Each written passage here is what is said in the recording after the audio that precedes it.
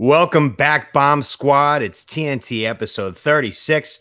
It's August 1st, and we got ourselves a Thursday show on a Wednesday, which means that we're talking flicks, and we have our world-famous segments. But, Tones, you have yourself a little day off today. How you doing? Yeah, I'm doing good. Nice, rested, relaxed, hanging loose. Good. That's how we do. Good. Nice and recharged that we get your ass kicked tomorrow and the rest of the fucking week, I bet. Yeah. Well, no, I'm off. I got 2 days, and I'm off Saturday, and I might be off Sunday. So Look at you. I mean, I worked like a week straight, so it's about time I get some fucking days off. You're finally getting a taste of what living as an American is all about. You work and you're supposed to have days off, but you don't seem to have it that way. No, I've been living in communist Russia this last week.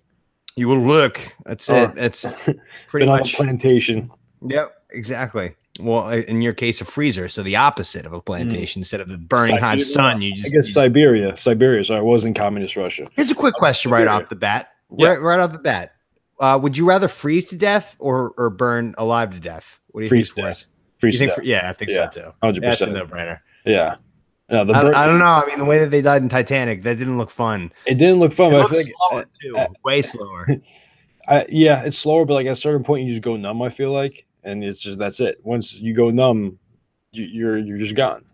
Yeah, you kind of just like drift away. But with the fire, it's just like burning alive has got to be the worst way to go. Yeah. One of them, top five. That's why Freddy Krueger is always so pissed off all the time. Why? He's burning alive. Yeah, I mean, he's dead. That's how he died. He got burned too. He got stuck in an oven, right, when he was a kid. I think so. I think that was the case. Like yeah. Well. He's being a real dick about it. I guess we're all square on the oven and Freddy Krueger. But anyway, all right. So like I said before, we have a Thursday show on a Wednesday. Also, shout out Light Switch Lewis Roberts. That was an incredible interview. For our first ever interview, I mean, our second official interview. I mean, we interviewed Satan, but that was just us, basically. So whoa. No, that was Satan, man. It technically was Satan, but still, that was like an official interview, and I thought it went great. No, thank you, Lou. Thanks for coming out. If you're listening, probably not, but and he said he's going to come back on in 6 months. Unsolicited. He said right after I'm going to come back on in 6 months when we got updates with the company. So I said, all right, come back on whenever you want. We're not doing anything. Fuck it. Okay. So Kane and the guy who does the Talking Flicks thing take us into the hybrid. All right. So we have our movie reviews. So I had to watch Evil Dead, and Tones had to watch A Few Good Men. All right. So you heard that. So there was a little bit of discrepancy here. A little bit of a snafu. I didn't look. I mean, all I had was written down that Tones he's never seen A Few Good Men. So I didn't really do any background checks on anything with Few Good Men. So it turns out you can only buy it for $13.99. Yeah. So we're gonna, I'm not gonna make him buy the movie. So we had to do an emergency switch. So he now had to watch Perks of Being a Wallflower, which is a total 180 of movies. Yeah. Yeah. I'm excited. I think a lot of the Bomb Squad's excited to hear your opinions in that movie too. We have a lot of beloved Perks of Being a Wallflower fans. Yeah. I mean, you want me to just get right into it or jump right in? Let's go. All right. This movie fucked with my head. Mm-hmm. Yeah. It was, I every once in a while I like to watch movies that are just like entertaining, just fun, like, shit's happening. This isn't that kind of movie. No. This is one of the movies that like you after watching it, I just sat there for like 10 minutes. I couldn't move. I was just like trying to process everything I just saw. I mean, I thought the kid, Charlie, was a really good actor. He played really good role in that. I mean, Emma Watson, I hated Emma Watson for most of that movie. Yeah. Because basically the story is this kid's a freshman in high school. He has no friends, and he meets Emma Watson and her friends, and she's like a senior.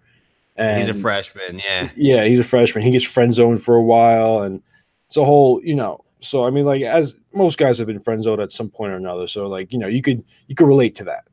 Mm-hmm. You could relate to what's going on there. So that, and he was just, I don't know, he was a fucked up kid. He had all kinds of past traumas and such. But yeah, it was just, I don't know. It just. It was pretty dark. I kind of felt bad giving it to you.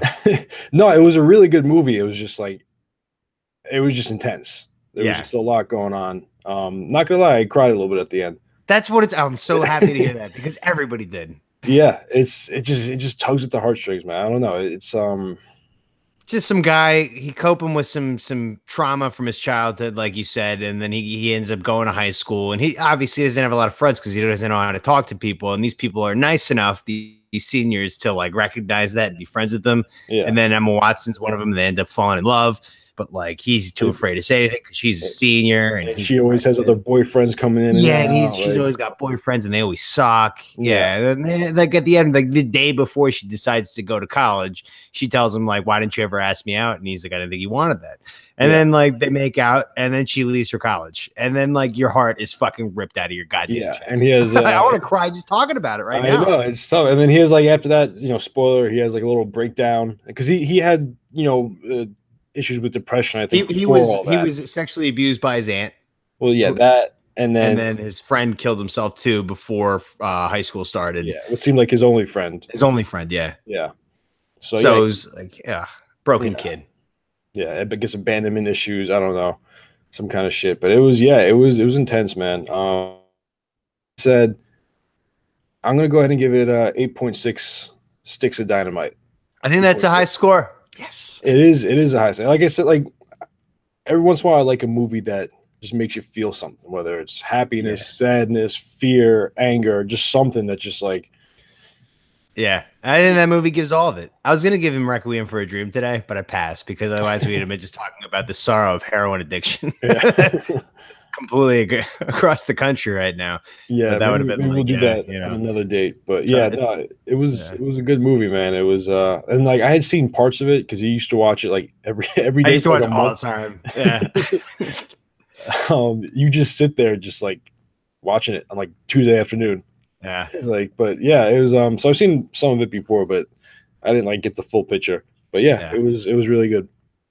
I like that. Made 6. All right, so I had to watch Evil Dead. So to be honest, the movie's awful. The movie's so bad. But it was so bad, it wasn't that bad. I mean, so these guys, it's corny. It was definitely corny. It's a corny 1981 horror movie.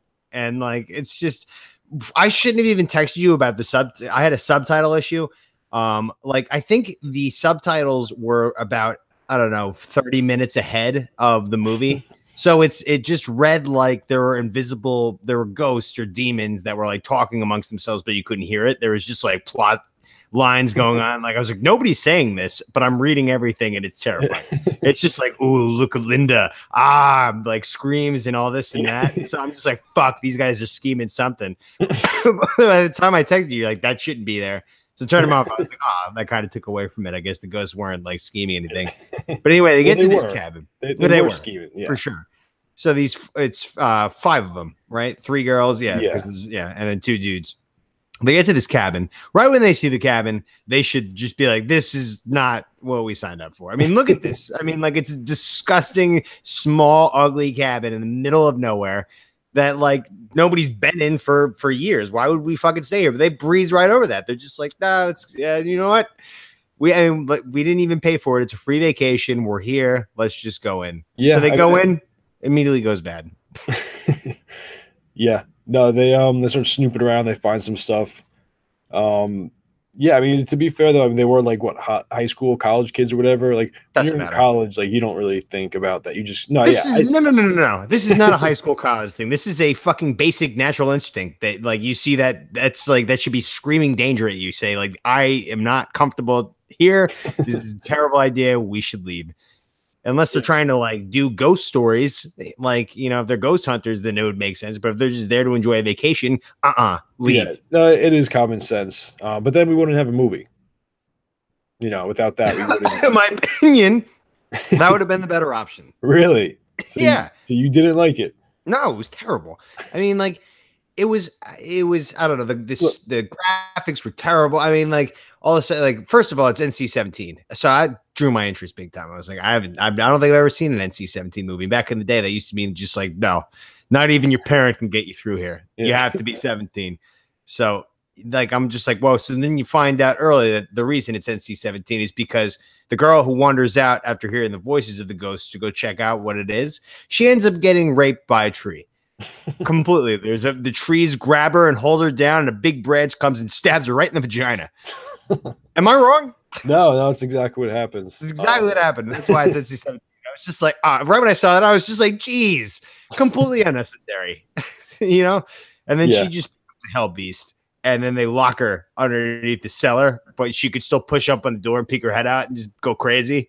But they got her like locked up for good, pretty much. And then like all this, if you get killed by the woods or the people who are infected by the woods, then you become one of them. And then the main character, his name is Ashley. First of all, that's a woman's name.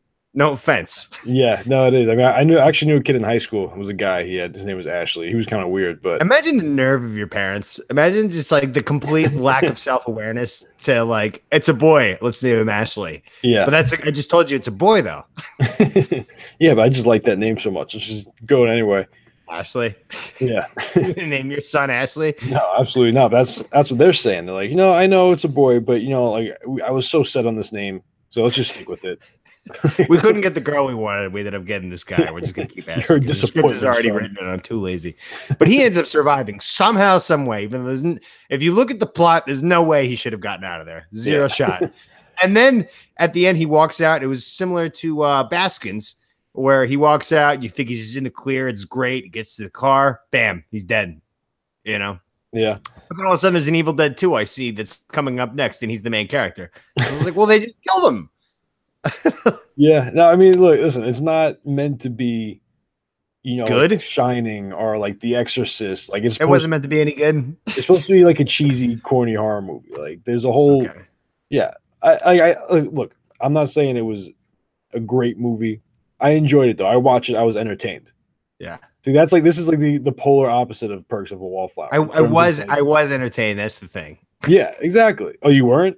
I was. Oh, you was? Okay. No, I was. Yeah, that's what I'm saying. Like it's like there's like those. It's a cult classic. Like it's not obviously when it came out, the critics were like, "This is an awful movie," so it got no attention. I'm one of them. Yeah, but I mean, like, I was texting you throughout it too. I was just like, "What are they doing? Like, why didn't they turn around immediately once they got to this cabin?" Yeah. But all right, so yeah, it's a lot of horror movies like that, Yeah. Well, a lot of them are bad, and this was one of them. That's fair. But I'll give it a 5.9 Sticks to Dynamites. Okay.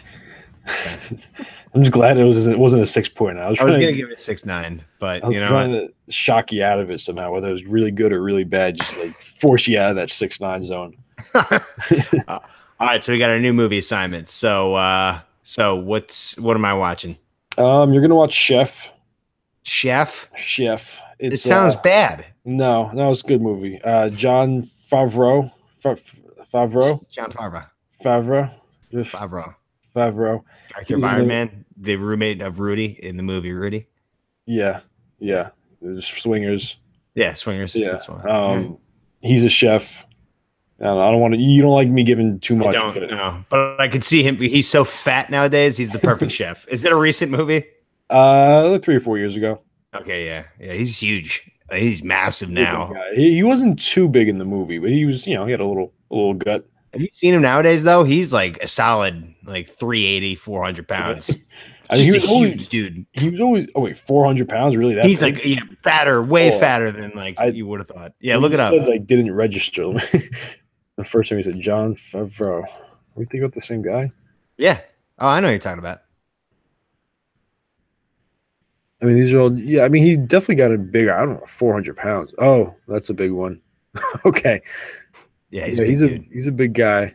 He's like a ticking time bomb for a heart attack. So enjoy the movies that he has. There's like one next to him, like when he's younger, and he's like so much skinnier. It's crazy. Yeah, but he was still fat. That was the thing. But he's still. I love his work. He's great. You know what it is? He's kind of got a fat face. Yeah. Well, that's where it all starts. Yeah. Okay. So hopefully he's not. Yeah, he wasn't this big in the movie.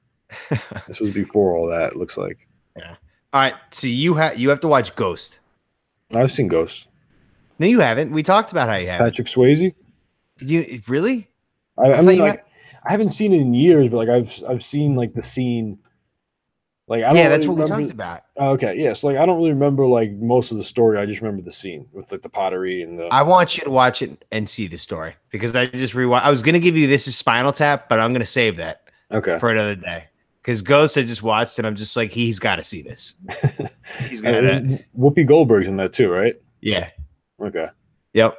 All right, Yeah. you know what? Fuck it. Throw Ghost at the window. This is Spinal Tap. You will watch This is Spinal Tap. Okay. Yeah. All right. This is Spinal Tap. All right. Do you have any idea what that is? Isn't it like a fake documentary about like a rock band or something? Yeah, that's exactly what it is. Yeah, It's like the all-time cult classic. Like nobody saw it when it came out, and then like 10 years later, people were just like, "Oh man, pretty good." Okay. All right. Yeah. No, I've definitely heard of it. I've definitely never seen it though. All right. Perfect. All right. So you got that, and I got Chef. Cool. Chef. Easy to remember.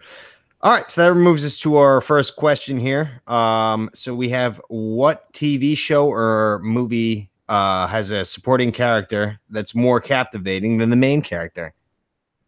So I went with Mike Ehrmantraut from Breaking Bad. Wait, what was his name? Mike Ehrmantraut. He was the guy that worked for Gus, the old white guy. It was like he wasn't like a hitman, but he was like the problem. Oh, Mike. Solver. Yeah, Mike. Yeah. Oh, yeah.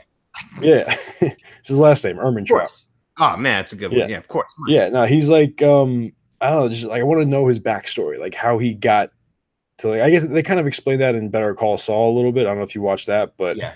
I don't know, he's just such a badass. Yeah. Such a badass. It's like he knows what to do in every situation, and he's just like fixes problems. Like he just knows exactly what he's like whenever someone dies, he knows, all right, you got to get the barrels, you got to get the acid, like whatever. Yep.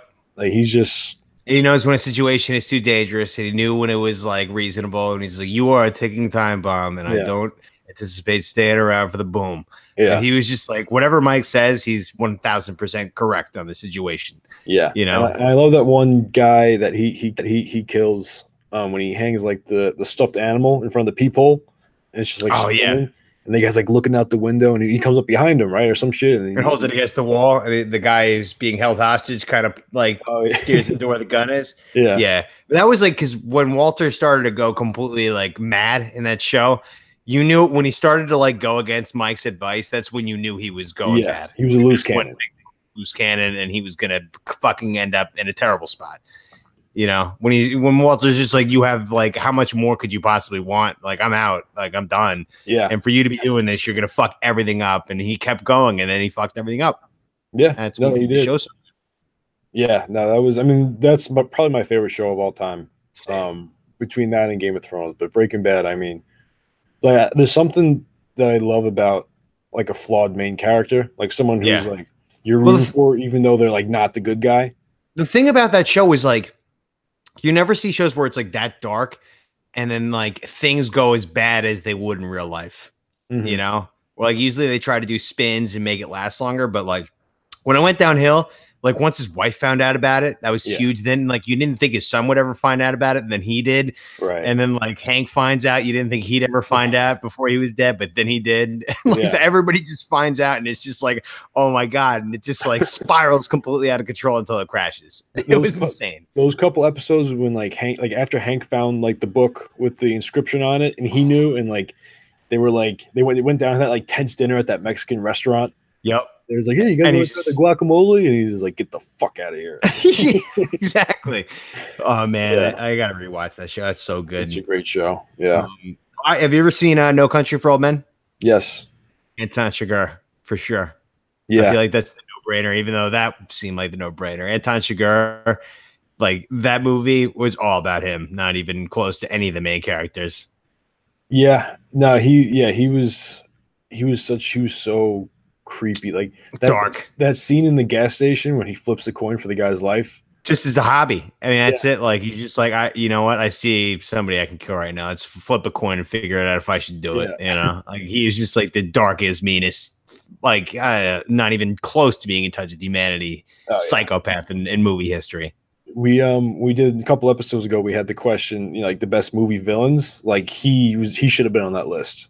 That was because of the actor. So like that was his like breakout, and like I haven't seen him in too much like other shit. He was in one of the James Bond movies. He was a bad guy in the James Bond movie. One of them. Okay.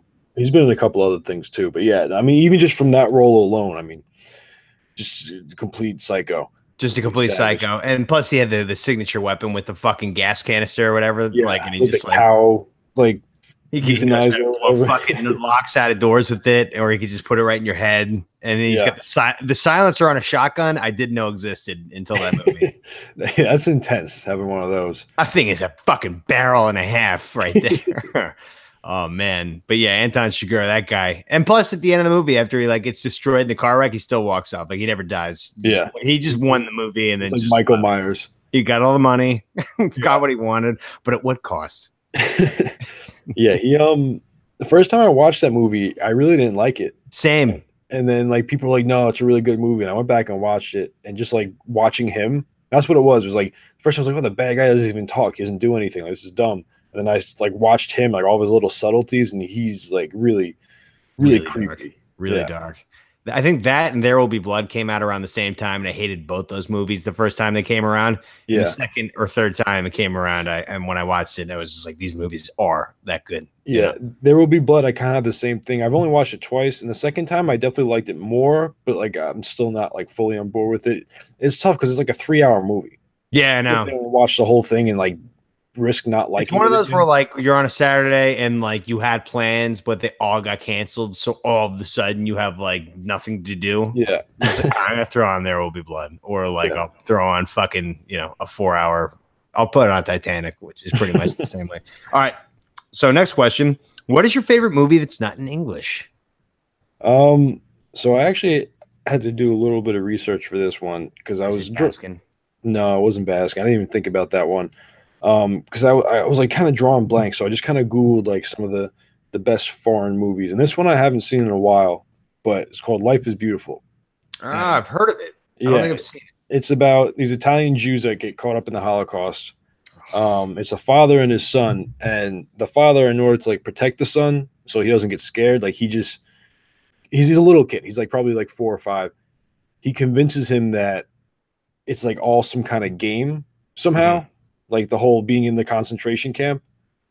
And it's another movie that's like, you're probably end up crying at the end. Yeah, I bet. It was a really good one. And also, I just want to give a shout out, J-Mac, you'll know this one, Lone Wolf and Cub. It's a Japanese movie. This guy's a samurai, and the shogun tries to kill his family and kill him, but ends up just getting his wife. So he's sitting there, he has to go on the run because this guy's going to track him down. So he goes to his like little infant son. He puts a ball in front of him, and he puts a samurai sword in front of him. He was like, choose one. If you choose one of these. Yeah, if you choose the ball, if you choose the ball, you're a pussy. If you choose the sword, I'll accept you. Yeah, well, exactly. That's what it is. So the kid chooses the sword, and they go out on the road and just like fight people. But he has them like in this like tricked out baby carriage that has like knives that pop out of it. Like the baby, he'll like hit buttons and it'll shoot like darts at the guys attacking them. Like it's a father-son like combo with like an infant and like a samurai, and they're just like fighting, and it's crazy. Like he'll hit a button and like knives will pop out of the wheels, and he'll just run by and like cut guys' ankles off and shit. Sounds intense. It is very intense. There's actually 7 of them. 7? Yeah. That's overkill. Yeah, it was a little much, but yeah, J-Mac introduced that to me back in the day. But classic. Yeah, that's an honorable mention. But yeah, I'm going with Life is Beautiful. All right. I have, number 1, Passion of the Christ, but I mentioned it too much in the show. Passion of the Christ is the most action-packed movie. It's on my list. I'm going to give it to you at one point because I know the moment you stop watching is when your fucking electricity went out after Satan got everybody, coming down after they killed Christ. But that movie's great. But another Mel Gibson movie, Apocalypto. Apocalypto was fantastic. See, I never seen that one. It was all in like Mayan or something. Yeah. I don't know. But like we had to watch it a lot in religion class in Catholic high school, and like our teacher was a real tool. So there's this like metaphor in the movie where the guy who the main character's name is Jaguar Paw, and like he somehow survives all of like the shit, and he's like, hey guys, like are you gonna be Jaguar Paw? Or are you gonna be nothing? Those are the 2 options: Jaguar Paw or nothing. That's it. So I'm Jaguar Paw all the way through. And I also saw it on opening night because we went to the movies every Friday night back in those days, and Apocalypto was just out, and we were 17. And I was just like, this looks like an action-packed movie. We should go see it. When we went in, there's nobody else there. We thought it might have been like a joke going in. It's probably going to be terrible. We walked out, and we were just like, that was actually really good. That was really a good movie. Yeah, but all right, we'll have to add that to the list. Watch. it's a very like, I mean, like Mel Gibson's behind it, and it's just like Mayans, and it's like he doesn't hold back with the violence. It's right. I was gonna say, it's very gory, cutting people's heads off, rolling them down the temple in the sun, like yeah, like especially the Mayans, like they're sitting there like ripping people's hearts out. Yeah, exactly. He like doesn't hold back from any of that shit that you read about with the Mayans and all that. The Aztecs and the Francisco Pizarros, whatever. All right, so that brings us to our last question here of the Talking Flicks 4-pack hybrid. What is the biggest nostalgia movie that you have? What movie just brings you back? Yeah, you go Sandlot. Yeah, that's a good one. Yeah, Sandlot. I mean, that makes mine look like shit. But the Sandlot. It's just like even if like that wasn't like your childhood exactly, like it just has a feeling of nostalgia to it. You know why? It's because it's in the 50s, and they do a really good job of getting that small town feel to it. Capturing that era. Everybody lives near each other. There's no phones. There's none of that. It's just like, hey, let's go meet up at the Sandlot and play some ball. Yeah, and your friends always be there. They're not going to bail on you because they can't unless they go out and actively go to other neighborhoods. But and it's just great. Oh, I love that movie. What do you got? I forgot I wrote this down, but it's true. The Brady Bunch movie. have you ever seen it? No. It's just like completely like when I was a kid, we used to watch it all the time. It's the Brady Bunch, but they put them in like 1995. So it's like the grunge era, and like they go to high school with all like the grunge kids and like regular 90s high school. So this is like the Brady Bunch. So it's like a current movie. I didn't realize. I thought it was like a movie they made back in like the 70s or whatever. No. It's like 90s. Like it's like the Brady Bunch. They live on AstroTurf, but like their neighbors are totally normal, and they're like the Bradys are fucking weird.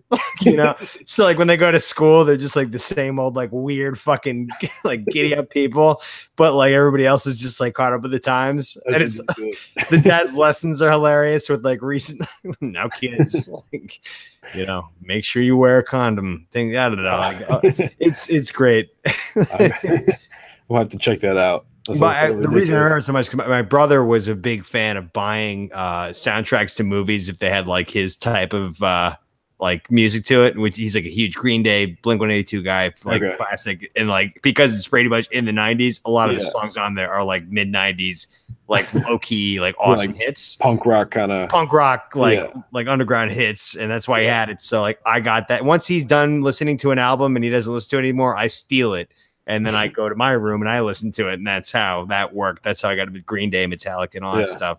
And Brady Bunch, the CD, snuck in there, Yeah, I'm sure. All right. So before we get into our segments, because Tone's fucked up today with his movie, even though he had The Few Good Men, the $13, I completely get it. But listen, this guy, I gave him his movie to watch at 1 o'clock today. He didn't watch it until like 4. And we were supposed to record at 4, and he delayed me 3 hours. So he's got to go through a punishment challenge on fucking Saturday, the next Saturday show. I mean, all I want to say was like, I found out at like 1, but like, and it was another movie I wanted to watch. I wanted to fit in. I was being a little greedy. You had 4 hours. You should have watched the one that was for the show first. I know. But like, yeah, no, I know I should have, but like I thought I was, because I was telling him before the show, I looked and I thought it said an hour and 20, but it was 120 minutes. So I didn't, it was like 40 minutes I didn't account for in there. And life happens, man. What can I say? I got delayed. All right. Well, the thing that's going to be exciting for the Bomb Squad is that it's not necessarily electric shock trivia.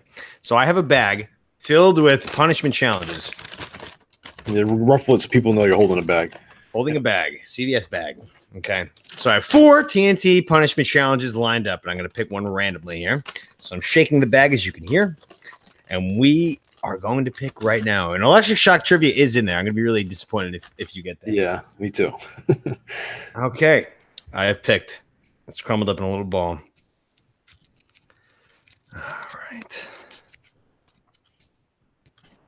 You will have to do 2 bananas and a Sprite. Oh boy. God damn it. So Tones is going to have to eat 2 bananas and drink an entire can of Sprite without throwing up. That's the TNT punishment challenge that he's going to have to do next Saturday. The Saturday show that's coming up either on a Saturday or Sunday. How you feel about that? You shouldn't have watched whatever movie you did. I don't feel great about it. But you know, it is what it is, man. I'll have to. I'm actually really looking forward to that. I wonder if you're going to throw up all over the place because every video that I've seen, they puke all over the place. Yeah, it's just like one of those challenges, one of those things your body physically can't do. The body is just like, hey, one banana. All right, we'll think about it. But two, not happening. And then the Sprite. And the Sprite is just like, just makes it explode. It's like the Mentos and Coke thing. Like, I don't know. All right. So I guess I'll be puking everywhere on Saturday. All right. Well, let's get to our segments. Taylor Hicks, take us into segments. And also, too, we're going to do the Jackass music over when I describe that. Da, da, da. Okay. All right. Thank you, Taylor Hicks. So for our first segment, we have a deal or no deal spelling bee challenge. So it is my turn today. I have 3 over the lines and Tones has 5. So the rules are if you spell the word of the day that he gives me right, then I tack off a over the line. And if I get it wrong, then you add 1 on. And 7 equals a TNT punishment challenge. So Tones, you are lined up for hell. These next this August is not going to be good for you. I got it. Throwing up all over the place. Who knows what's going to be happening to you? You got to tiptoe around there. Yeah, you just got to be careful. Yeah. Okay, so I am ready. What is my word? Okay, your word is reticent. Can you say it again, please? Reticent. Reticent. Yeah. What's the definition? Inclined to be silent or uncommunicative in speech, reserved, restrained in expression, presentation, or appearance. This is a tough word. Reticent. This is a fucking impossible word. It's not like, if you look at it, it's not like a hard word to spell. R-E-D. Wait, D? Yeah. Reticent? Yeah. Is it a T? It's RETICENT. Oh my god. Yeah, so there you go. It's 5-4 now. I was gonna go R-E-D-D. I guess I was gonna spell like somebody with fucking like Reddit. No offense. Reddit. Whoa, easy. I'm about to give you a second one right there. Oh, shit. All right. Yeah, double it. That kind of was just me being angry. That makes us 5-5. Yeah, it looks like we're both in for a tough August. Oh no, that was a stupid. That was a bad joke. Apologies for that one. That was a stupid joke. All right, let's get out of that one. All right, so that brings us to our second segment, which is a bringing it back. So, what are you bringing back, Tones? This is kind of in the vein of the last one I had, but I want to bring back. Now, hear me out before you call me an idiot. Okay. But I'm going to bring back not dial-up internet, but like the waiting process that you have to do before you can log on to anything. Yeah, because I feel like as a society we've become too impatient with how, like, think about where our internet and shit is now from where it was 10 years ago, and like how we still like get mad at this shit even though it's infinitely better than it was a couple years ago. Like, so this is more so for like the kids coming up, like, so they can know the struggle. I actually know a crazy fact for this exact thing here. You know, the average time span or the attention span for somebody to wait for a website to load is before they either X out or refresh? Like 10 seconds? 7. Yeah, it's insane. Yeah, that's what, like, back in the day, you'd be lucky if it loaded in under like 30 seconds. Yeah, not even an hour. Like, yeah, and I'm not even talking about the actual internet speed. Like, I want the same internet speed, but like, I want people to have to like remember that, like, you know, we used to have to wait for this shit. Like, so just like, you know, like when you get onto AOL, it'll be like doing that, like that whole like cat in a blender. It's great. It's working. It feels like you just had a broken car start up on you. Yeah, exactly. So like, I just like maybe not. I don't know. It's tough. Like, you go on your phone so much, to, like, look shit up, but like, there's got to be some kind of waiting process. Like, more so for the kids. Just like, we're definitely going further away from the waiting. That's the thing. We're never gonna get that. No, I know we're not going to, but I'm just saying, like, just like more so for the kids. I think of the children. Like, you know what? I'm thinking of the kids for my next one too. Okay. Well, you know what I'm bringing back? Instead of saying, "Oh, I farted," or "I passed gas," you know what you did? You cut the cheese. Cut the cheese. Whatever happened to cutting the cheese? Yeah, and what is it like? It was never not funny. I know it's funny, but it's like, how does that like mean fart? Like who decided? Dude, have you ever cut like a log of cheese? Oh, it smells bad. Does it? I don't. Yeah, I guess. I mean, what kind of cheese are we talking here? Because if you're cutting like a piece of it, like cheddar cheese, like I don't think cheddar. Yeah, cheddar. If I have a bag of Mexican cheese that I'm opening up for the first time before I make nachos, and I take a big whiff of the bag, it's like fart times 2. you know what really smells like farts? Like a freshly opened bag of Lay's. Oh yeah, I know. It's got a real strong fart in there. First time I noticed that, I was like, the first whiff of Lay's when you open the bag, like the first couple chips are tough to get down because like it's just the fresh smell of fart is on your tongue. Like but then once you get through, you can't stop. That's the thing about Lay's. The first time I noticed it, I was just like, did someone fart in my bag before I opened it? Bro, when you open it and do it right in your face, you're like, oh. It's like I picture a guy just sitting on the assembly line, just farting into bags like right before they get sealed up. Yeah. But like, if you fart like and you just like, oh, like what's that smell? And you're just like, oh, I just farted. Like, how about we just like I feel like that's an untapped joke like that we've had sitting here like oil for a long time. Just like, what's that smell? Huh? I just cut the cheese.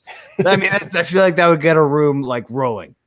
Yeah. Or even if you take it one step further and you actually like carry a piece of cheese around with you and a knife, and you're just like, oh, I'm just cutting the cheese over here. Just cutting cheese, bro. Called doorknob.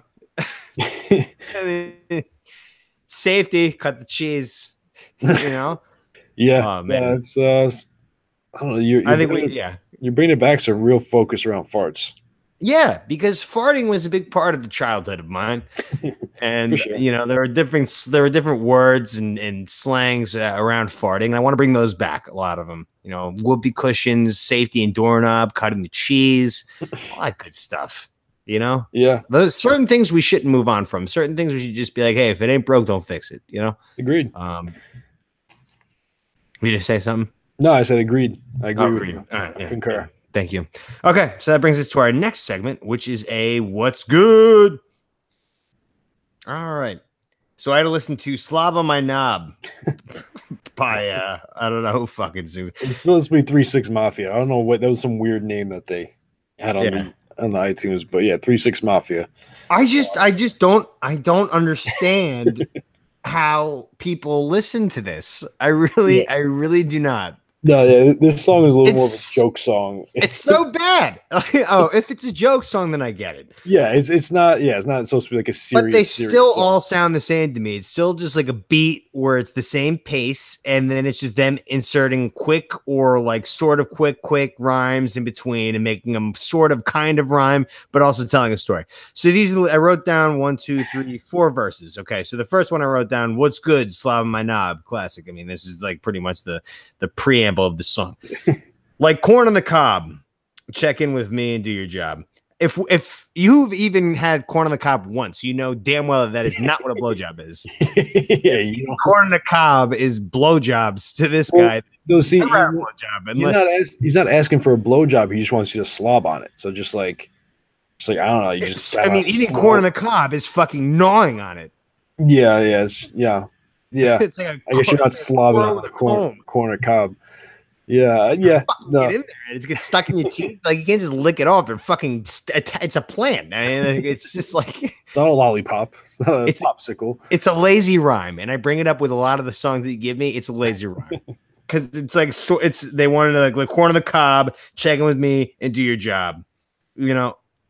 With that all rhymes with Slob with My Knob. Yeah. It's just like, all right, let's open the song with 3 exact lyrics that rhyme. It's like, yeah, well, when you step back and think about what eating a corn on the cob is, it's not at all fucking close to sucking on a dick. It's gnawing on a big firm thing. Sure, it may look like a boner, but you're not like fucking sucking it. You're chewing the fuck out of the sides of it. Yeah. No, that's I don't imagine a chick taking your boner and like giving you a blowjob in the form of corn on the cob. Just going side to side, like up to down, like on the That's side. torture. Well, yeah, if she's biting on it, yeah. No, it's you don't want that. You don't want dick bites. Dick bites aren't good. 1-0 me. Okay. So verse number 2. Let's call the boys. Let's run train. Squeeze on my nuts. Lick on my butt. Natural curly hair. Please don't touch. Nice, I guess. Like. Whoa, this poor girl. Yeah, she's doing all kinds of shit. Let's run train, lick my butt, squeeze my nuts. Have you ever had your nuts squeezed? Because I haven't. I don't want that. No, I don't want that either. That just doesn't seem. It's just not appealing to me. I don't want my nuts being squeezed. This guy wants a whole bunch of stuff that I couldn't even fathom. This guy's a freak. Apparently, he's all chew on my dick like it's corn on the cob, and then fucking squeeze my nuts, and then lick my butt. Guy's into some S&M or something. Yeah. All right. So next lyric, I said bend over. I started to knock. Then came the odor. Smelled like mush. Story of my life. That's what we go through. Yeah. You know, sometimes poop happens. You got some mush in there. You know, you got to be careful. Like poop happened for this guy. Yeah. Yeah. It'll happen. Poop happens. It's a hazard. It's a workplace hazard kind of thing. Like you're down there. Have you ever noticed a one-way street before, and it's like a total shortcut that no cop ever sees, and like you take it because it gets you to your house quicker. Yeah. But then like 1 out of every 50, 60 times, like there's a cop out of nowhere once you make that turn and catches you like going down that one way. That's what like plunging your dick into a butt is. Like most of the time you're good, but there's that chance that like shit will fall out. You'll be in the shit. Yep, you'll be in the shit. And it sounds like that's what happened to this guy. So last line I have here is made another stop, police station, saw a few cops, drove by and sprayed him. I mean, geez. Poor guys just trying to do their job. You just fucking like, here you are, you fucking get your nuts squeezed and you're dick eaten by a corn on the cob and you're getting your butt licked and you're fucking a girl and she poops all over the place and you go up and shoot some cops. Oh, like, he's obviously fucking stupid is what he is. And he's stupid. He's awful at writing songs is what he is. I mean, he's pissed off because, I mean, this girl's biting on his dick. She's squeezing his nuts. She pooped on him. So he's just got to take his anger out on somebody. I mean, the cops gotta shoot the cops. Yeah. I mean, I'm sure, like, they've either arrested him or somebody he knows. So he's just like, this is payback. Like, he has a shitty dick that's bleeding and they got bruised nuts. So, you know what? Someone's got to feel the wrath. Just like, what a bad night for this guy. All right. I think we definitely talked way longer than the length of that song. That was 100%. It was like a 2-minute song. That's why it was like a joke song. It wasn't like. All right. You should have told me it was like hey, heads up, it's like a Weird Al rap version. Well, it's not a joke, like it's not a parody. I read the lyrics and I'm just like, oh my God.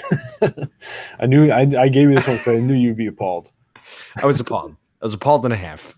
I mean, like, it's one thing to be getting your dick chewed off and your balls squeezed. Then just go ahead and spray cops with bullets. I mean, like, what are you doing?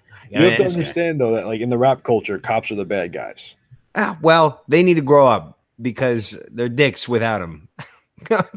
Imagine not having cops. It would be anarchy in 2 seconds. Yeah, I mean, the thing is, there are some dick cops too.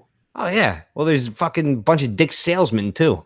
There's dicks everywhere. What's a dick fishmonger? Yeah.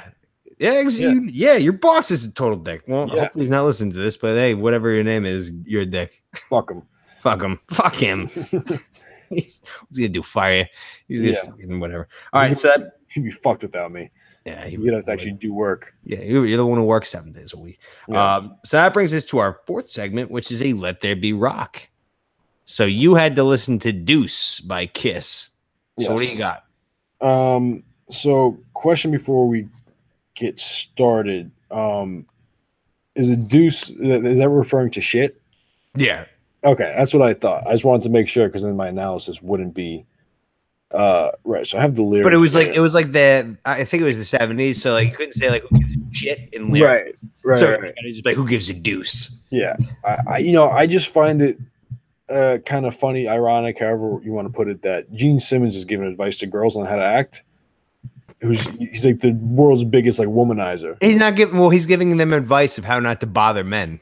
Yeah, exactly. Yeah, he's like, baby, if you're feeling good, can you just fucking relax and like let the guy live his life? He's working hard. All right, he doesn't need your shit. If you're feeling nice, your man is working hard. He's worth it. So it's like, if he's giving you stuff to make you feel good and feel nice, and he's working hard and he's not cheating on you or whatever, he's worth a deuce. Can you do me a favor and read the opening lyric? Get up and get your grandma out of here. I mean, is there anything more rock and roll than that? Yeah, I guess. I mean, that's like get up and get your grandma out of here because it's time to rock loud and grandma can't handle it. Okay. Yeah. But then he's like, old Jim is working hard this year, and baby, do the thing he says to do. So it's like he's basically just telling these girls to like, listen, know your place, do what the man says. Let us make the decisions for you and buy you nice shiny things. You know what? As a feminist, I'm offended.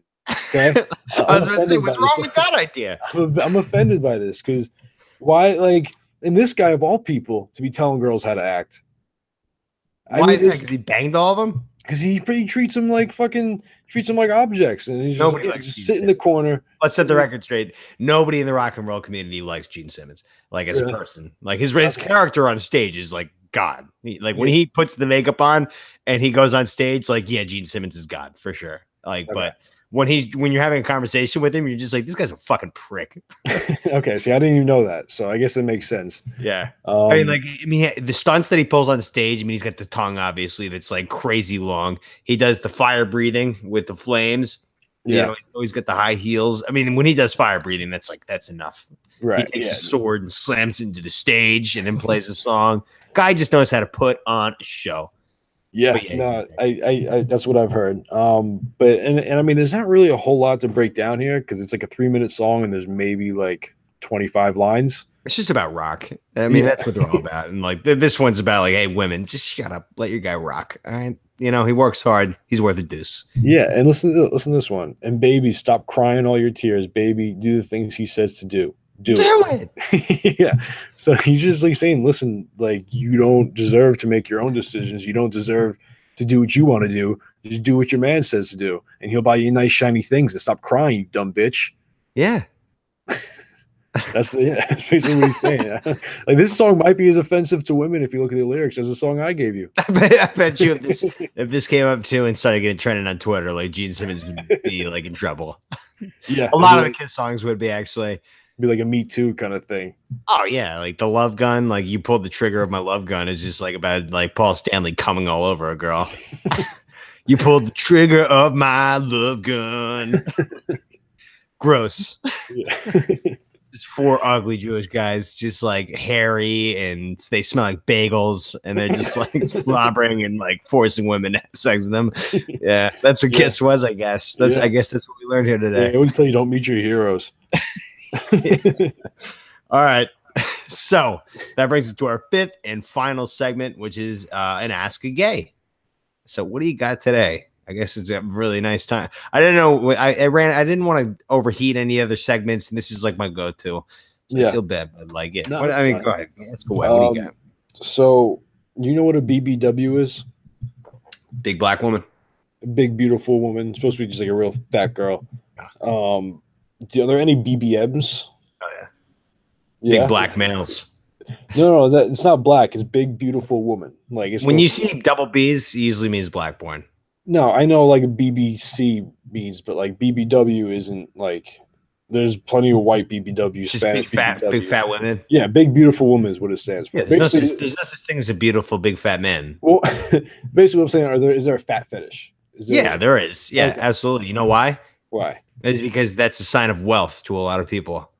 I mean, yeah, maybe like in the 1300s. No. Well, to this day, it's like if you're a big fat guy who's like a little bit older, you're the sugar daddy. That's it. You know how many fat Mexican guys I see in my store every day buying shit for their boss in their restaurant? They're probably not getting paid under the table. It doesn't mean there's wealth if you're just a big old fat guy. No, yeah, but then that does you no good. Then you're not going to get laid. I mean, like, I don't have a fat fetish. I mean, if you're fat and gross, I'm just like, ugh, like any normal. No, but there's like some, like, you'll see videos online with girls that are like, no joke, like 500, 600 pounds. Like, massive. And there's people that are into that. Like, I'm not. It definitely exists because the gay fetish community is like, it definitely stretches beyond anything in the straight community. It's like people are just weird in this community and they want, like, I get these messages on Grindr sometimes. Like, I'll just log in and it'll just be these weird, it's like, hey, like a big hairy bottom, like ready to go. And I'll see a picture of like this like 40-year-old like fat sweaty guy, and like you just like know he's on there all the time, and like he's just getting laid. Like there's people who are there, and I'm just like, oh my god. You know, some people are just like, I'll pay. You know, and it's just like, nah, like I'm not that desperate. Like you know, but it's fat old. I mean, like I don't know what's grosser, a big fat woman or a big fat man. Probably a big fat man, because the sweat, the hair, yeah. Oh, and the smell, yeah. But I mean, what do you think smells worse, a pussy or a dick? Definitely a pussy. Yeah, yeah. I mean, big fat woman's pussy is probably honestly, just like reeking like fucking rotten lobster.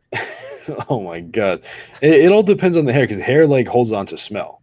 That's why like people shave their armpits and like they don't really have to like put deodorant on as much or whatever. Like that's the thing. Like if you don't have as much hair, it's not going to smell as much, because like hair just holds on to that shit. Yeah. That's why Joe smells so bad for so long. He fart, he was so hairy that his farts would stick to him. He just walk around into his sweater. He smelled like, I imagine the ghost from Ghostbusters smelled, the big green blob thing walking around. It's just like whenever we walk around, it's like, you haven't farted in an hour and I still smell it. Just follows him. All right, that's the show. That's episode 36. So Tones, you got any post-show thoughts? No. Looks like I'll be having to go buy some bananas. Go buy some bananas and some Sprite, and we'll see y'all on Saturday for a Saturday show. And TNT Punishment Challenge is coming your way. Have a great rest of the week. We'll talk to you this weekend.